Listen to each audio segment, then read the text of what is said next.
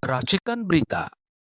Assalamualaikum warahmatullahi wabarakatuh. Waalaikumsalam warahmatullahi wabarakatuh. Pemirsa, kita kembali lagi di Forum UI Watch bersama Bapak Taufik Bahauddin. Dan kali ini kita akan membicarakan mengenai masalah bagaimana usaha pemerintah, yaitu dari Presiden Prabowo untuk mereformasi lembaga kepolisian. Nah, bagaimana, Kang Debe? Ini baru-baru ini ada berita atau informasi bahwa Luhut Panjaitan itu seolah memberikan peringatan kepada Presiden Prabowo untuk tidak menggeser jabatan Listio Sigit. Bagaimana, Bang Taufik? Sebetulnya amat sangat mudah difahami. Ya. Kalau kita memahami, mengerti siapa Luhut, siapa Jokowi dan sebagainya. Jadi begini. Sejak reformasi 1998, itu sebetulnya reformasi yang digerakkan oleh PKI Gaya Baru untuk menjatuhkan Pak Harto. Karena Pak Harto dengan Orde Barunya itu yang menghancurkan PKI. Banyak orang nggak memahami. Saya ngomong ke mahasiswa saya baru pada diam dia.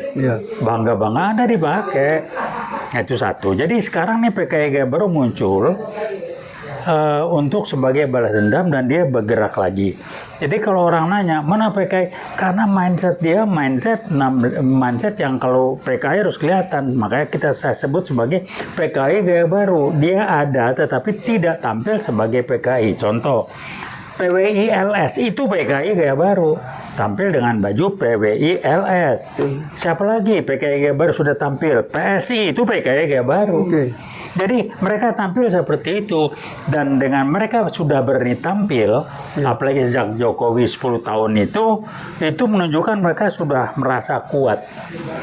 Nah, tantangannya adalah umat Islam nih kebanyakan mayoritas adalah orang-orang atau kelompok masyarakat yang baru bereaksi kalau sudah kena, baru ngelihat kalau sudah tampil. Jadi dampak yang dahsyat ya. Iya, jadi istilahnya kalau dari penelitian namanya spiral dynamic, kebanyakan mayoritas di kita tuh berpikirnya di jenjang ketiga dari 8 jenjang.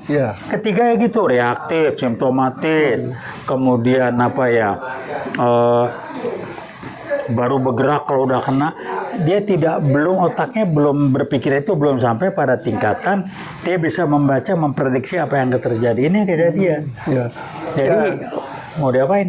Ya, jadi itu apakah gejala ataupun gerakannya sudah terjadi sebelum Gus Dur membuat keputusan bahwa lembaga kepolisian itu langsung di bawah presiden, ataukah sebelumnya sudah ada gerakan itu?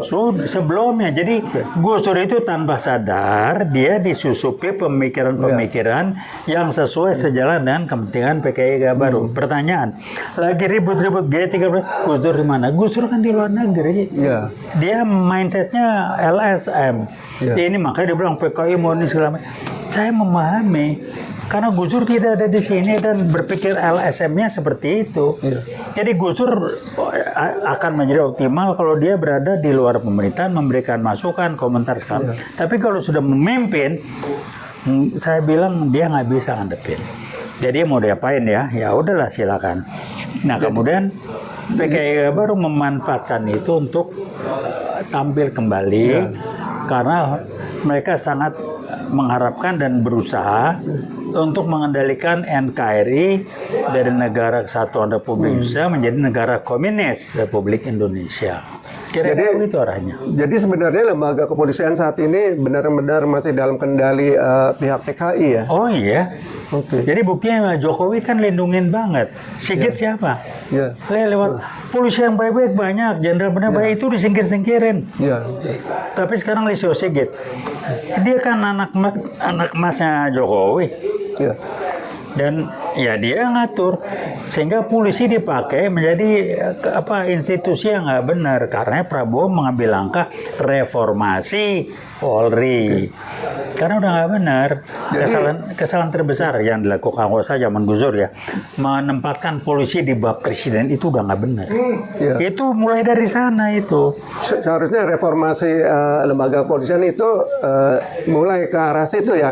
Artinya dapat memposisikan ulang ya posisi polisi itu bagaimana agar bisa mendapat kepercayaan dari masyarakat ya. Iya, jadi sebetulnya menempatkan dan membuat polisi kembali kepada jati dirinya sebagai pelindung dan pengayom masyarakat, bukan sebagai alat institusi kepentingan PKI gaya baru yang sekarang dipakai.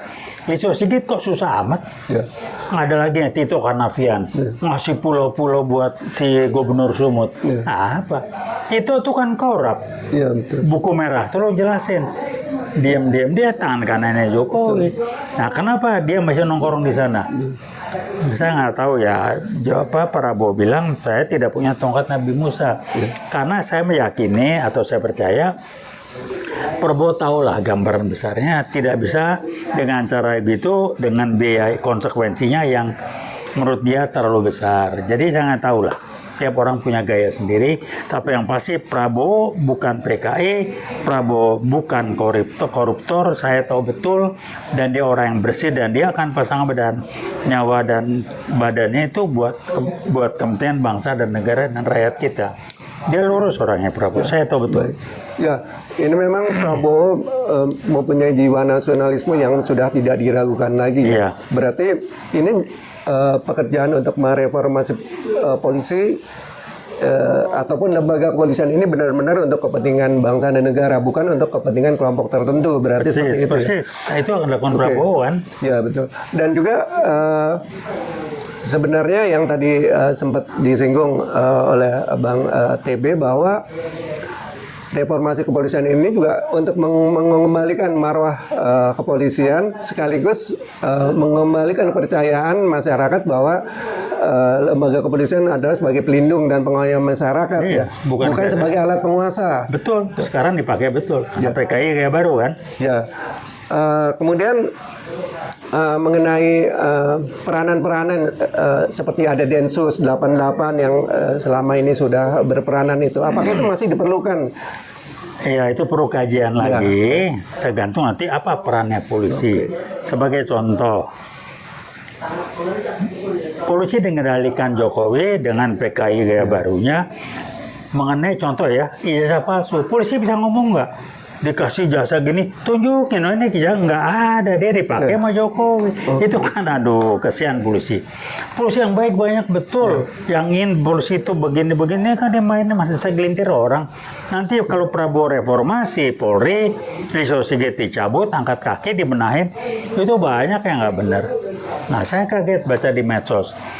400 atau 4.000 posisi di sipil yang diberikan jabat kepada polisi perwira jenderal-jenderal atau masih aktif polisi yang aktif itu kan udah nggak benar. Ya, sudah ribuan memang, beritanya ada ribuan. Benar. Dan itu yang dipakai Listio Sigit untuk dapat dukungan intern dari kelompok atau oknum-oknum tertentu. Ya. Kalau yang benar mah nggak mau dan nggak akan dipakai.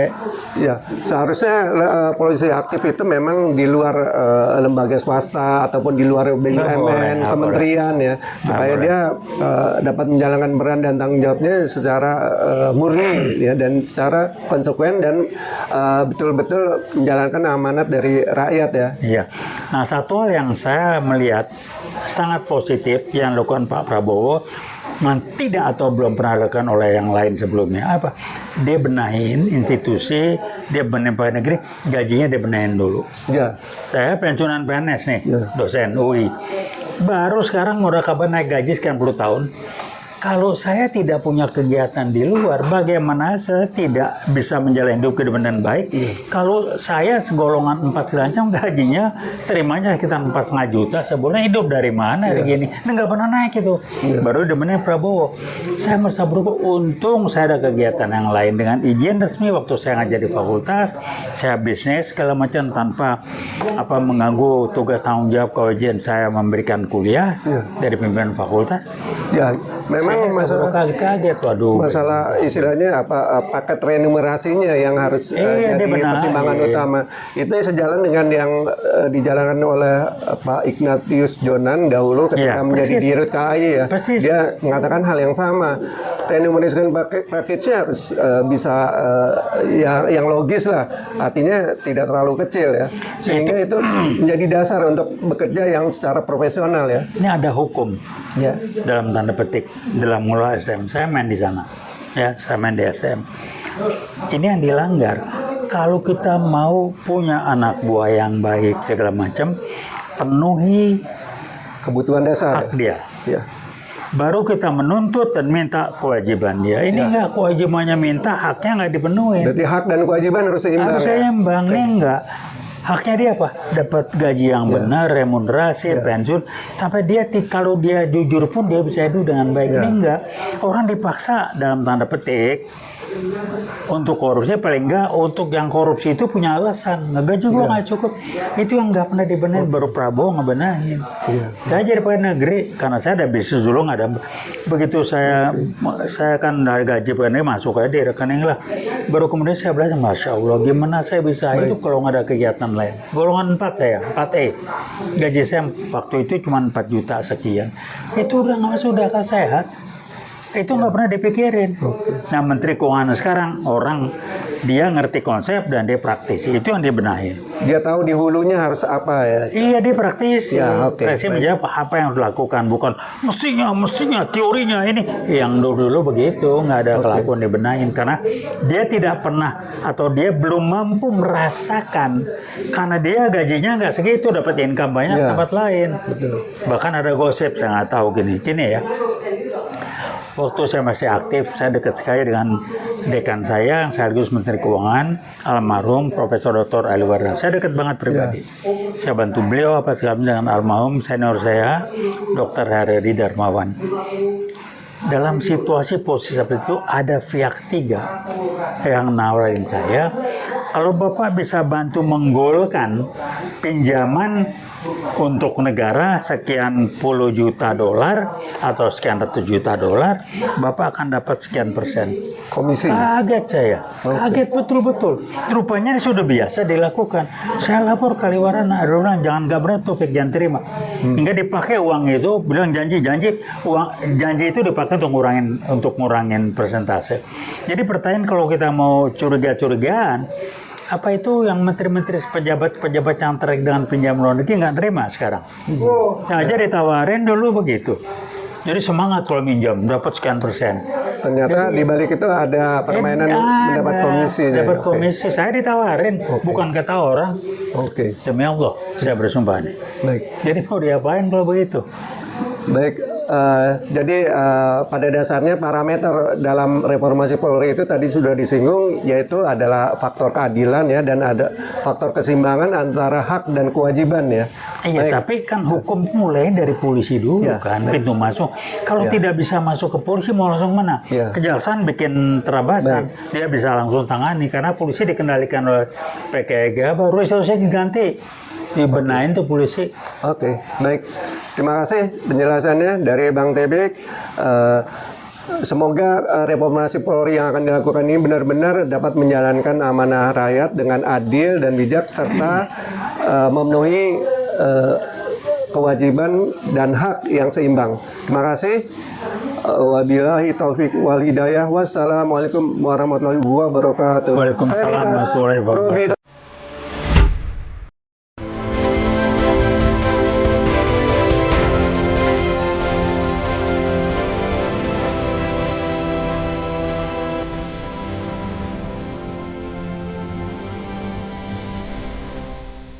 Racikan Berita